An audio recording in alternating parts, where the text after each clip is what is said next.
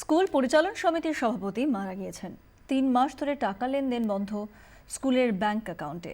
প্রায় ২ লক্ষ টাকার বিদ্যুৎ বিল বাকি। অন্ধকার ক্লাসরুমে মোমবাতির আলোয় পরীক্ষা দিতে বাধ্য হচ্ছে পড়ুয়ারা। আর মিড ডে মিল সেটা চলছে ধার করে। করুণ দশা জলপাইগুড়ির শতাব্দী প্রাচীন ফণীন্দ্রদেব হাই স্কুলের।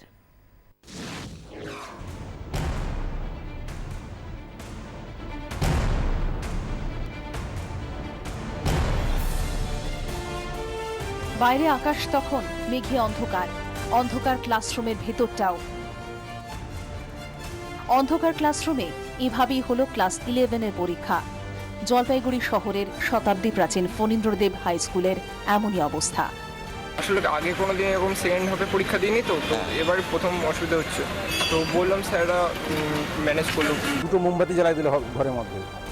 দুটো মোমবাতি দিয়ে এখন কয়জন ছেলে দেখতে পারবে? মোমবাতি আলো কত দূর যাবে? তার মধ্যে অত বড় একটা হল ঘরের মধ্যে পরীক্ষা হচ্ছে। ওটা দুবার যে কেটে দিতে এসেছিল আর কি লাইন।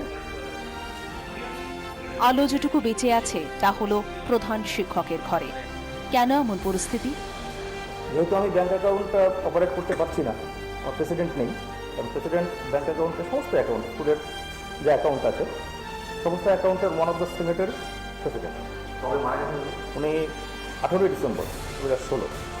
তো তারপরের থেকে আমি শিক্ষা দপ্তরকে জানিয়েছি, শিক্ষা দপ্তর এখনও পাঠায়নি। আমাদের সমস্ত যে কাজগুলো স্কুলের দৈনন্দিন কাজ, টুকটাক যে আমাদের অ্যাকাউন্টগুলো অপারেট করতে হয়, কোনো কাজই করতে পারছি না। 3 মাসের বেশি সময় ধরে চূড়ান্ত অব্যবস্থা। শিক্ষা দফতরকে জানিয়েও ফল মেলেনি। মিড ডে মিল চলছে খুঁড়িয়ে খুঁড়িয়ে, ধার করে খাওয়াতে হচ্ছে পড়ুয়াদের। মিড ডে মিলটা যদি বন্ধ না হয়, আমি পরে সর্বতভাবে আমি চেষ্টা করে যাচ্ছি, কোনোভাবে যাতে বন্ধ না হয়।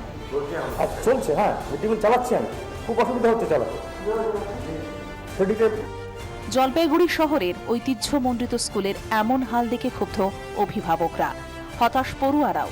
সবাই অপেক্ষায় কবে স্বাভাবিক হবে প্রিয় স্কুল।